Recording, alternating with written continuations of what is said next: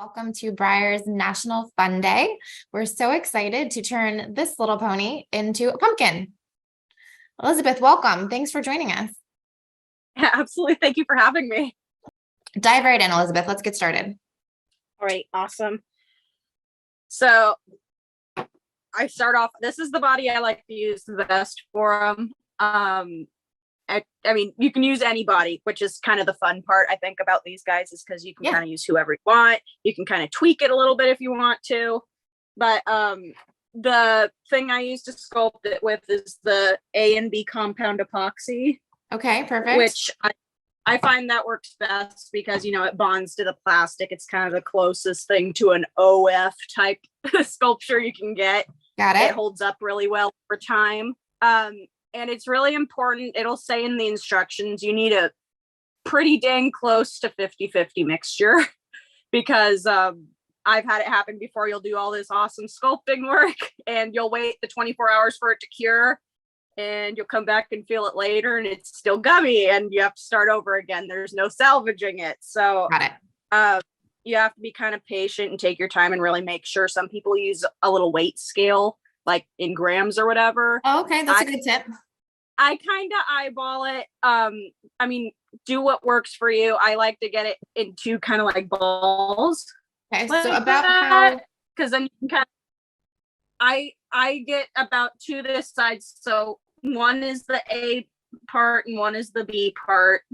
And I just kind of do it, you know, make sure they're as even as possible. got it. As long as it's pretty dang close, and then just kind of take your time and make sure you mix it all the way too, because that can also kind of mess somebody up if it's not mixed properly. So about how, show the size of the mixture again. So once you have it mixed, it's half of this. So like half of this ball, it's kind of eyeballing it, how much you need. You actually, yeah. So like that would be plenty, I would say. Okay, perfect. And then but just mix them up. Yep. Mix it up as best you can. You know, like I said, if it's not thoroughly mixed, that'll also kind of mess up the curing process. So it would really how did you get started making little pumpkin ponies? How did you discover this? So I started customizing back in 2020 when the whole COVID pandemic was kind of a big thing. And I heavily relied on Pinterest for a lot of my customizing ideas.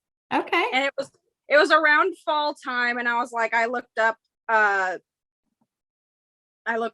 horses and Halloween costumes, and I have this pin saved, and this was the inspiration that started all of them. Oh, that's cute. So I just kind of tweaked it, you know, to get what I'm at right now with them. Awesome. I just want to mention we do have a chat going on our YouTube channel. So if anybody that's watching wants to ask a question to Elizabeth about the process or to us throughout the day, we can follow along on the chat. I have it here on a second screen, and please let us know. We already have Pine Hollow Stables. It's so excited to be joining us. So welcome.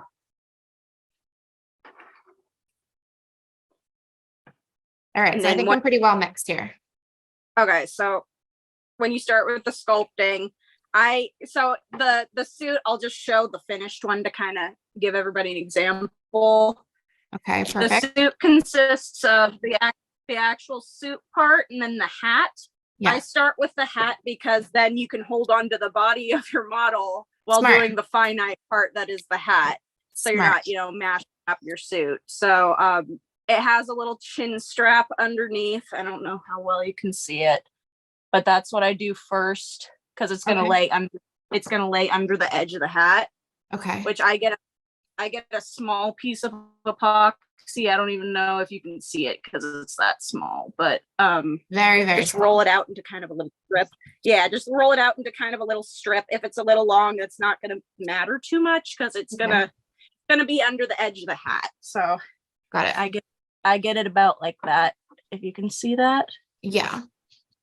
Yeah, there's a slight delay in your camera, so we're just a little delay. Okay. Let me know when you're ready. You're good. So you can use either your fingers or a toothpick, but you just kind of loop it under the throat latch there. Okay. I think mine's a little too thick still, so I'm just rolling mine out a little.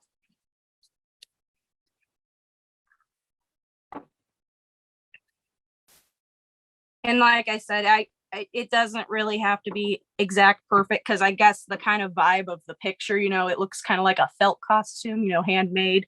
Yeah. So if they're not perfect, it kind of fits the vibe, I guess. Oh, trust me, mine will be very felt costume like. We are going for cute, not perfect. We're enjoying ourselves today. Hey, it's okay. That's the fun part. That's what I'm saying is that's why I like them so much, is because they're kind of cute and like joyous, I guess. That's what it's all about, right? That's what we love about it. We love just being able to sit. It's a rainy day here in New Jersey, so this is a great way to spend the day.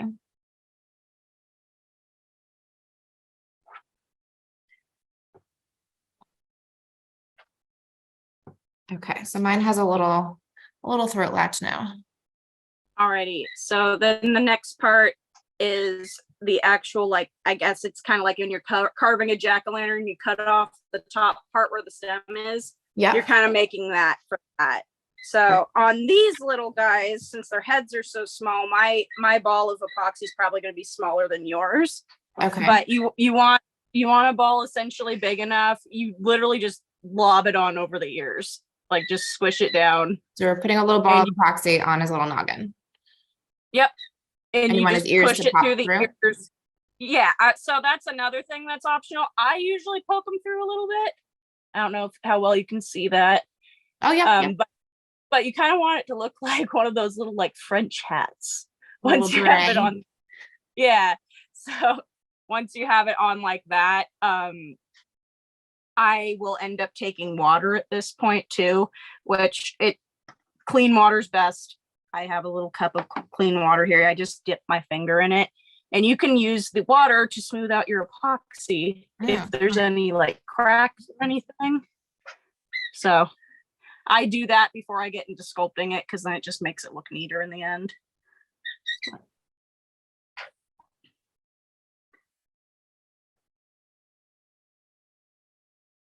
Very forgiving. You can kind of just mash it around. Yep, exactly. And you're going to end up manipulating it more when you actually go and do these little grooves in the hat.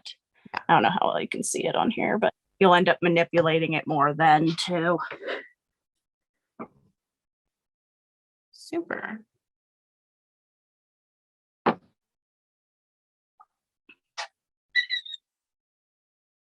So about how long will the epoxy stay flexible so that you could, or malleable, I guess is a better word.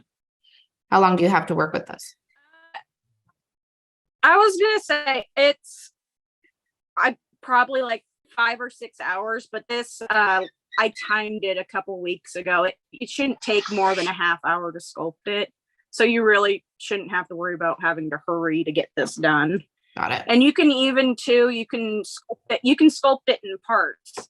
I mean, as well, if you wanted to do just the hat one day, you could do that. If you wanted to do just the suit another day. And then you could just kind of put this in a baggie or something, and it'll stay soft. Yeah, that was my next thing, is the kind of cool thing about epoxy. So it doesn't air dry. It's a chemical process that makes it kind of bond to itself and cure to the hardened state. So, if you're wanting to save your epoxy for later, you put it in a bag and you put it in your freezer. Because, like I said, it doesn't air dry. So just sealing it up doesn't preserve it. But if you put it in your freezer, like if you have a bunch of extra, because I always doing these have extra epoxy, I always either sculpt, like little pumpkins to go with them, or just put the rest in a Ziploc in my freezer, and you can thaw it and use it the next time you cut it. It cures just fine. Got it.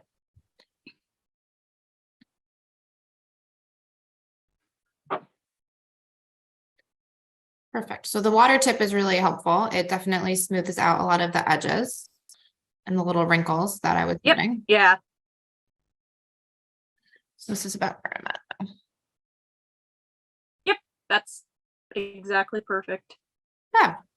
So once you're at that point, once you've got it all smooth, this is the sculpting tool I use, but if everybody doesn't have one like this, honestly, a toothpick works exactly the same. So, Okay. or, something essentially like that, something thin, something that has some sort of kind of roundness to it, because that'll kind of help give you the more rounded grooves. And a lot of our craft kits come with these little sculpting tools over the years. We have a lot of these little tools in them.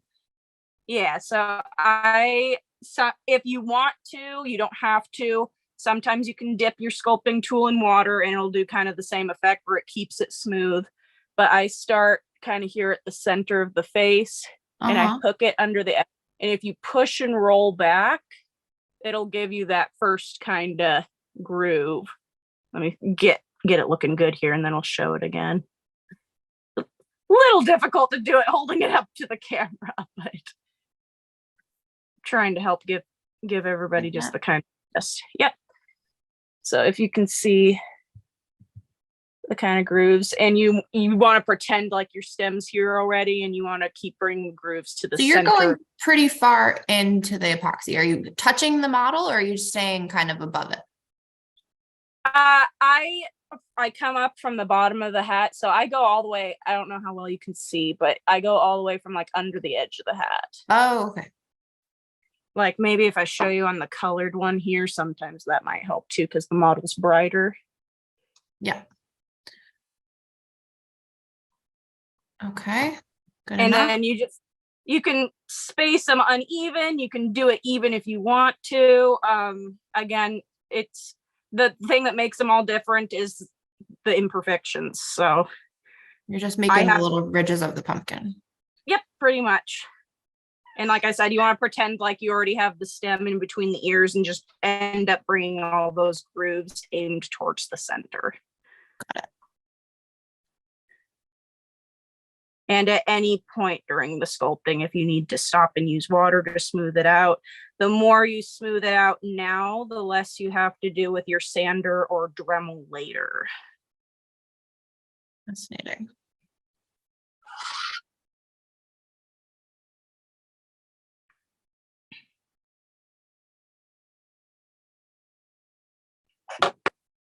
And then you should end up with something kind of like that towards the end. Oh, cute. So have you done these costumes for other holidays? Not yet.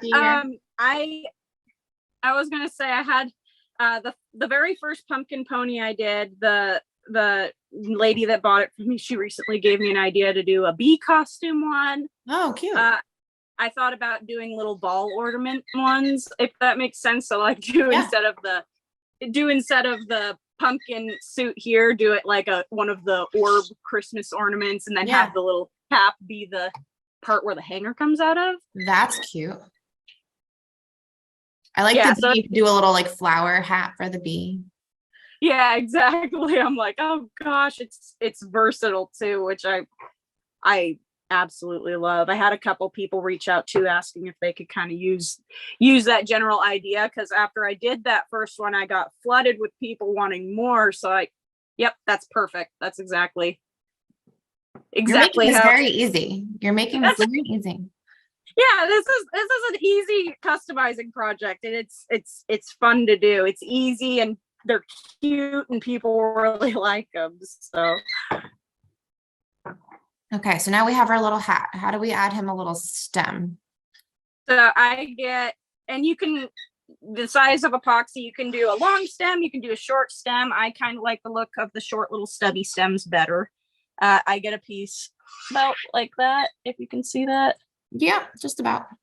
And then I kind of stick it on here. You kind of use how it is best for you to seal it on there, but I use the little tiny sculpting tool again, and you just kind of pick and push it down until it sticks. And like I said, if you need to use water at any point, you can do that. Does the water help it bond together, or does lack of water better? Sometimes it does. It depends on how dry your mixture is. So like if you have an older epoxy, you might want to use some water. Mine's pretty new, so it's still pretty kind of pliable and gummy. but I've definitely found in using some older epoxy, it's a little bit easier if you do add water. So we have a question online. Somebody's asking if clay will work, like a Crayola type clay. If you're doing one of these for yourself, I would say yes. If you're looking for something that's probably going to last longer over time, because the reason I use epoxy is because it chemically bonds to your plastic. You don't have to worry about it drying out later down the road or cracking or lifting up from your model. Versus with these air dried clays, they might last quite a while, but I know they're temperature sensitive. And like I said, it can make the clay either lift off your horse, crack. I mean, it's you can, but if you're looking for longevity, I definitely would recommend buying the epoxy. I want to say these little tubs that I have, and you buy them in the set. You don't have to buy them separately off Amazon. I think it cost me like $12. I feel like it's cheap insurance if you're going to go through all the trouble of making one of these to make it last longer. Got it. Okay, so we have a little nubbin on his hat now. Yep. And then this is something optional. I'm not going to do one today for this class, but you can do little, at this point, if you wanted to do little like vines on the hat. I don't know how well you can see the vine on that guy, but you can do little vines coming out of them. Oh, a little twisty. Yeah, a little twisty vine coming off the hat, maybe off this white one. It might be a little easier. Oh yeah, a little bit. That's just like an optional touch. A lot of mine that I've done, I didn't do that. Sometimes it looks cuter with it, but you know, another one of those optional things you can add if you want to on it. Got it. So now we've got our hat to dry, and now I assume we're moving on to our body. Yep. So I kind of map it out first. I like to take rolls of the epoxy and you can just eyeball it. Like I'll take a strip like that. It's kind of thick and I'll start by wrapping it around the neck, map out the neckline, and it doesn't have to be perfect. You're just mapping out the lines of your costume right now. Okay. And I'll do the same thing around the legs too, which I'll show you that in a second. And then I do a strip around the belly.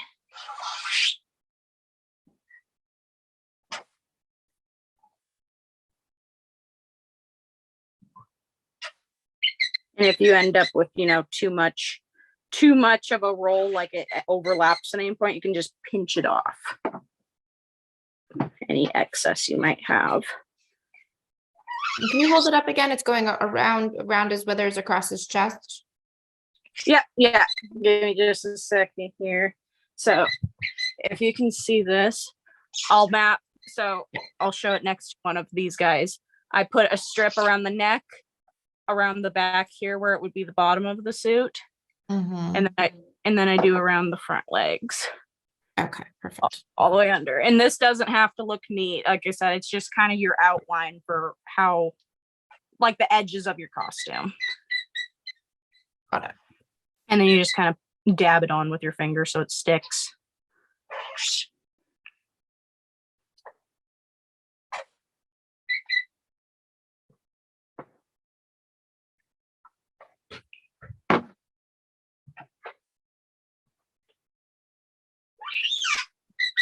Is it better to stay sort of around the belly or bring it further back towards the back? Like this just depends on how large you want your costume to be. Yeah, I was gonna say it kind of depends on how large you want your costume. I think it looks better if you're resting like right in front of the hip bones, kind of like right in front of the groin here. Okay. But if you wanted to go farther, or even if you wanted to make yours go all the way around the back legs too, kind of like a onesie, you could do that as well. I just kind of liked mine looking kind of like, I guess, like a t-shirt, if that makes sense.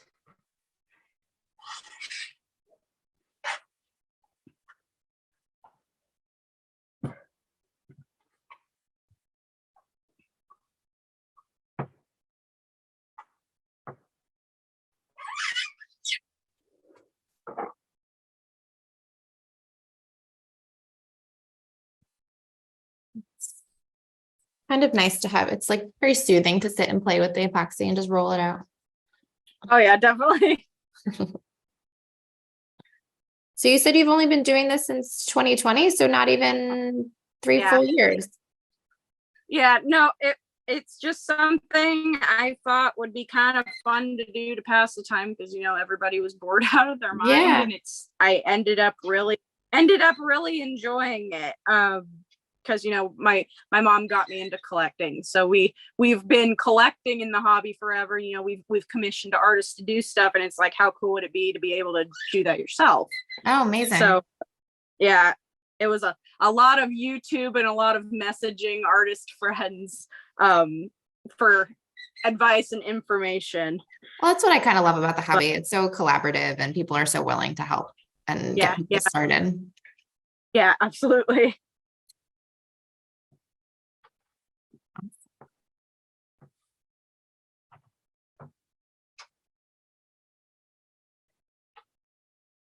All right, so now he's got some little rings around his body, and then do we fill in the center? Yep. Yeah, so you just take, and there's no rhyme or reason to it, just take some globs of epoxy and you just kind of mash them in between your little outlines. So until you have all of this empty space inside what you mapped out filled in, if that makes sense. You're just taking flat pieces and just shoving it onto the horse. Yep, pretty much. You want them thick enough where it looks like a puffy costume, but not so thick that it turns into kind of like a ball. Just kind of use your best judgment on what you think would look best and scale to your model, if that makes sense. Sometimes I'll do a little bit of a thicker piece under the belly like that to give it more of a drop at the bottom, if that makes sense. So like if your fabric's hanging, it's going to have more of that dip. Got it.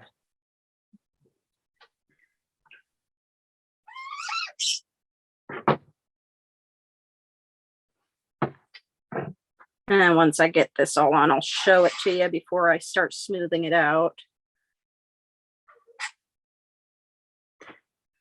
So it doesn't look neat at this stage, but once you have it all filled in, it kind of looks like a little Frankenstein. Yeah. Can you back up? Can you back your photo up just a little? Hold the model back just a little. I think it's getting a little, there you go. Right there's perfect. Yeah, perfect. And once you're ready, I'll show you how I smooth it out.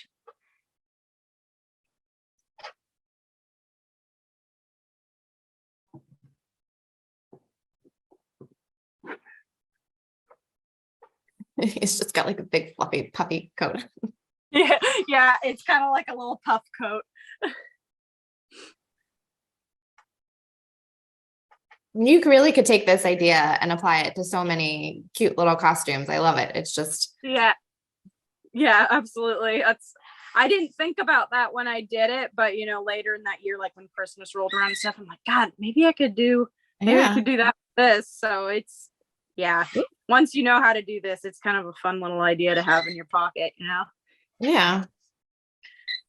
I mean, you can make them a little watermelon in the summer or a little anything. Yeah, that would be adorable. All right. So now I've got a puffy little coat on him. Yeah. So then between mashing it around with your fingers and like I said, you can use water. I always use water at this stage. Smooth it out as best you can. Like I said, the smoother you have it now, the less you'll have to prep your body later on. You want it as smooth as possible.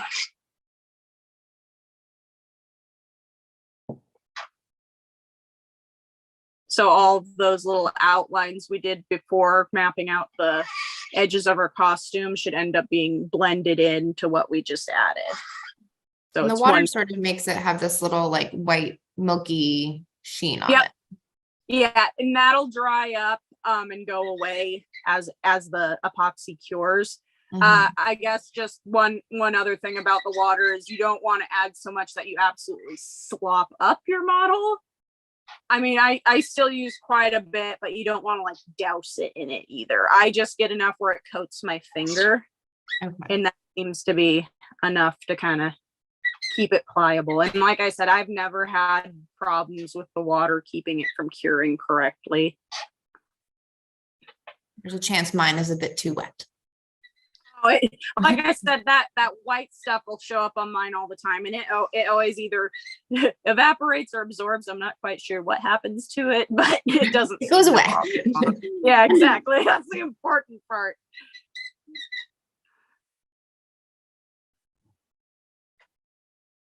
You can kind of take your time. If you end up like, I know sometimes between the front legs, if you have a smaller stablemate like what I have, it's hard to smooth between the legs. So that's when more of these smaller sculpting tools like this guy would come in handy to smooth between the legs. Yeah, we have something with like a very fine point like that. Yeah, I think that's the exact same one I have. Yeah, handy for us. We have one that's a little flatter. Yeah. Yep. Yeah. I'm just using a basic plastic sort of spatula. Yeah. And then sometimes too, and I don't think I'm going to have to do it with this one, but I can still show you for the sake of showing you.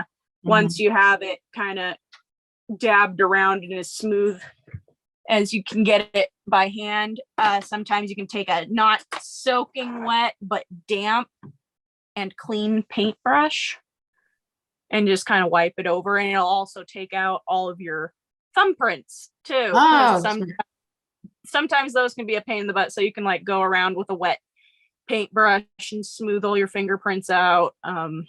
If you're wearing gloves, which some people do, some people don't. I have an easier time sculpting without them. If you're wearing gloves, it shouldn't leave thumbprints behind. But if you're more hands-on, like I'm being right now, you'll want to go through and fix that either now, or if you don't mind sanding it later, sand it later. And for the purposes of today's demo, we're getting through the sculpting stage, but you're going to show everybody some little tips for sanding and painting and whatever else. Yep. I use a Dremel for that process, but if you only have access to like a fine grit sandpaper, that would work just as fine. It just, takes a little bit more manual process from you versus letting a machine do its thing. And about how long would you say this will take to dry? It takes on the instructions on the epoxy. I always go off of what that says. It takes 24 hours. I would not go shorter than that. I've never tried it, so I recommend it. But it says 24 hours, and that's kind of the only sucky part is you have to be patient and wait for it. Well, it just extends the fun.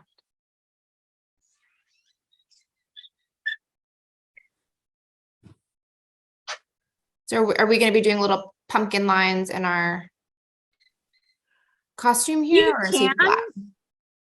I was going to say, I've always left mine flat. If you wanted to put grooves in it, you definitely could. But like I said, since it was kind of inspired off that Pinterest pin, it's more of a fabric costume than anything, but you definitely could if you wanted to. That would be a cute idea as well. Got it. So here we are. I'm somewhat smooth. I'm still a little shiny from the water. Yeah. So that's about where you want to be at. And then when you're at that stage, because I'm right there too. This tool that I use, it's kind of angled and it's kind of round. Yeah. I use, and if people don't have this exact sculpting kit, something kind of similar, I'll go around like the sleeve holes. Yeah. And I'll just kind of push it up. And for lack of a better example of it to relate to something, it's like pushing back your cuticles. You just kind of push it back, the epoxy back away from armholes, neck holes. Because I don't know how well you can see that, but it gives it more of a clean clothing. I think if you back up a little bit, there you go. Right around there is good. Yeah. So it just gives it a better edge. Here, I'll try and line. So this is hold on. This is our not cleaned up edge. And then this is the cleaned up edge. Yep, exactly. It just gives it more of that finished look. Yeah, it makes a big difference. Yeah. It makes it look less like epoxy on a pony and a costume on a horse. Yeah. And sometimes you'll get a little bit of a lip when you do that, which you can just kind of dab that sharp lip out. with your tool. Just, eyeball what looks best. It's a little bit different every time. And like I said, I do that around the leg holes, and the neck hole, and then a little bit along the bottom of the shirt here too.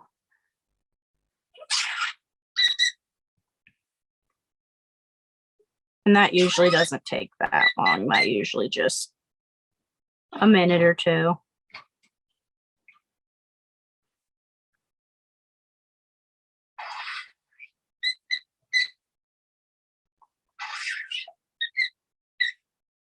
I don't know if you guys can hear my bird in the background. I have been wondering this entire time, honestly. I was like, if you keep hearing a chatty bird. Noises, huh?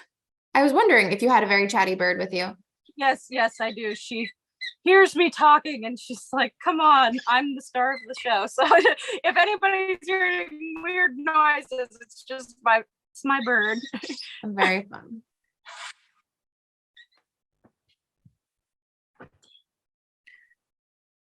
Maybe you can make a bird inspired costume after your bird one day.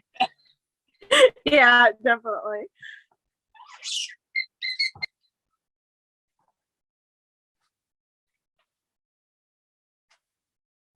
So again, for anybody that's following along on our YouTube or our social media channels, you can head over to the chat on YouTube to ask any questions to Elizabeth. And we can talk through them. You guys can also probably see behind me, we have some previews of Slither and Leaf. You guys haven't gotten your Halloween ponies yet. These guys have come to join us for the fun day. So here's our friend Slither and Leaf up here. And I think Draco over here would be thrilled if we came up with a little costume inspired by him one day. Oh yeah. He can hang out. And of course, Vector. For all our ghost friends. A little ghost costume would be cute too. Oh yeah. I've done a couple of those. Those are fun to do as well. We love them. Oh, they're hanging out with us for the fun day.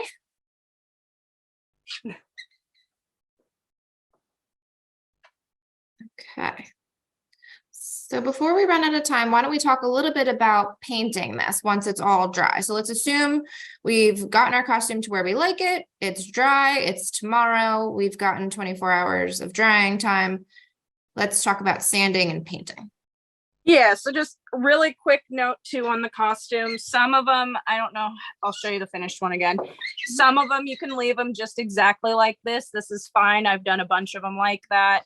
And then sometimes I've done ones with the little kind of leaf edge around the neckline. Right. Yep. So if you wanted to add that, this would be the stage you add it at. If you don't want to add it, then this is your finished product. You leave it aside, let it cure to dry. So once you've got it cured, it's sat there, it's dried 24 hours, your epoxy's all hard, it's not malleable, you want to kind of feel it with your fingernails, it shouldn't scrape or anything, and that means you're cured and ready to go. You take either your sandpaper at this stage or your Dremel tool, which is what I use, and I use the little kind of fine grit sanding end there, and you'll end up, I'm not going to, I know it's just because I'm on an iPad. That's probably why. But once I'm not going to run it because it's loud, but you'll just turn on your Dremel, run it over, get it all smooth. And once you feel like you've got a completely smooth epoxy and everything, you end up priming it, and it should be completely white. Sometimes when you're at this stage, you'll find you're still seeing some bumps or ridges. White primer has a really good way of highlighting any faults you might have. White has a tendency to do that. Yeah, so if you see anything like that at this stage, you don't have to strip the model to continue sanding it. You can sand right through your primer, fix the small imperfection, and then, you just keep priming it until you've got a completely white base coat. You want it pretty even, especially if you're going to be doing a gray like what I'm doing for the class today. because that likes to be the base of your color. So if you've got your coat nice and even, you don't have to, wait and paint a new color over it. You've got a nice even base to work with. And when you're spraying your primer too, when you use an aerosol, you don't want to sit like right on top of your model. I usually stay like about 2 feet back and just do a bunch of small thin layers. Is there a brand you find works best? I like Krylon best. I find it bonds to plastic pretty well, and it has a pretty smooth application. What I used this time, because I wasn't able to get more of my Krylon, I used this, Glidden Max Flex, and it's all surface. Whatever primer you use, if you can't get a hold of the same one, you just want to read your thing and make sure it says bonds to plastic or bonds to all surfaces, and you want to make sure it's matte as well. And can you remind us again of the grit size and what Dremel speed? We also have you can just use paper, you use the Dremel, but you can use paper fine grit, I think you said, right? Yeah, I don't pick an actual like number grit, just whatever feels kind of fine and kind of like a soft grit is what you're going to want to use, so you don't leave a bunch of scratches in your epoxy. Got it. And if I'm doing it on the Dremel, if you're first time with a Dremel, I'd start off probably at like a 4 or a 6 speed. Once you're used to it more, like I'll every time I customize now, I crank it all the way up as high as it'll go, because I'm pretty good at with a steady hand. But if you're just starting off, start off lower. I found the speed doesn't really matter. It just kind of depends on where you're at the model.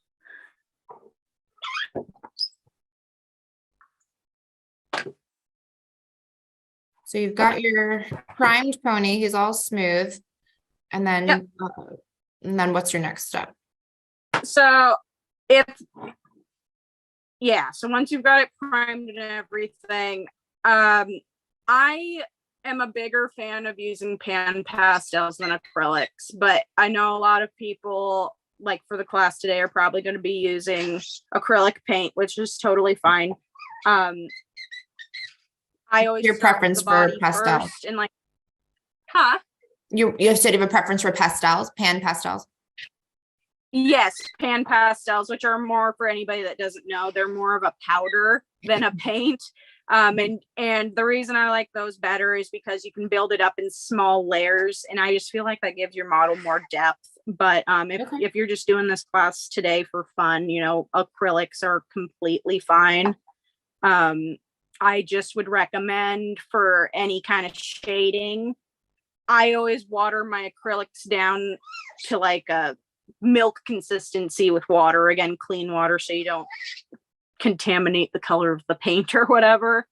But get it pretty thin. I'm doing that right now here. Once the acrylic is cured, is there anything you can't use on it to avoid?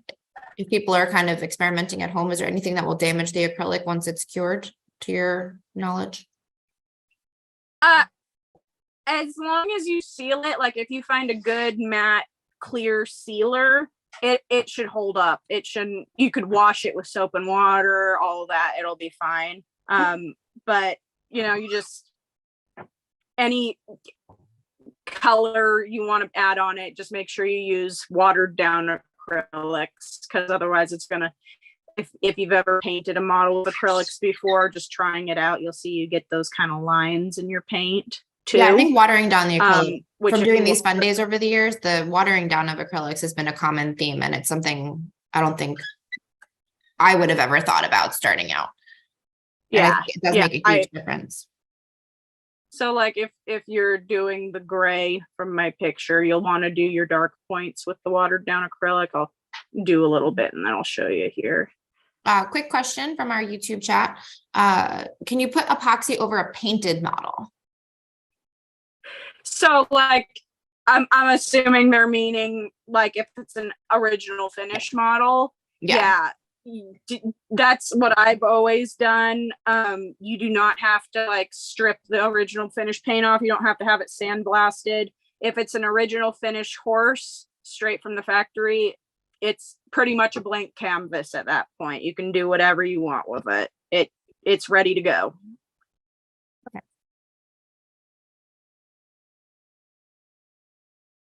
If we have any other final questions? And then I'll just show you really quick for anybody that's doing this at home, because I know we're getting kind of close here. Yeah, and our apologies for our late start here. Oh, no worries at all. And like I said, you can do the coat color. That's part of why I think this class is so cool, is because you can do whatever coat color you want on your pony. Yeah. Essentially, once you have the coat color done, then you can paint your suit, which I just use orange. You can do your stem green or brown, whatever, you know, like a real, quote unquote, real pumpkin would be. And if you're adding the neckline or the vines, you know, you paint that too. All that fun stuff. And then at the finishing touch, I guess, would be all of them I have painted a jack-o'-lantern face on the back of. I like that. That's very sweet. And you can do a different one every time. I think every single one I've done so far has had a different face on it. So. And then as far as sealing them, do you use the Krylon sealer as well, or do you use something else, or a test dull coat or something? Yep. It's, I got, again, this Glidden stuff, but I typically do use that Krylon. I just wasn't able to get it shipped here quick enough. Got it. But yeah, matte clear sealant, again, same with your primer. You want to make sure it bonds to plastic. And when you're sealing it for it to be completely done, like you're not going to do anything else on your horse, I do 2 or 3 layers of sealant. 2 or 3 layers. Wow. Okay. Yeah, just, you know, in case you miss a little bit here or there, it's just kind of insurance. And then another optional thing you can do if you're going for a realistic type of deal, if you find at a craft store, I've used different brands, they all work the same. Any of these brush on gloss varnishes. Okay. You can take a little toothpick and you can dab it on your stablemates' eyes to give them kind of a wet eye look. Okay. In their nostrils, on their hooves. This little guy has gloss hooves. You're not going to be able to see it, unfortunately. But I mean, great. And you do that on top of your matte sealant. So like, don't brush this on and then spray your matte sealant on top of it, because then you're just going to make your gloss matte. So once you have your model sealed and everything, then you use this if you want to. Perfect. But and again, Elizabeth, we are just about out of time, but give everybody a reminder of, if they wanted to pick up one of your original works of art, where could they find that? And so I have a Facebook page. It's been a little inactive lately, but it's Vale Valley Customs on Facebook. It's got a lot of purple on the logo, so I mean, it's pretty easy to find. And any of these guys, like once I got these guys finished, they're going to be available in the model horse auction group on Facebook. So perfect. Thank you so much, Elizabeth. We really appreciate it. Absolutely. I appreciate it. Thank you guys. Everybody enjoy your little pumpkins. Yeah. Thank you so much. Bye-bye.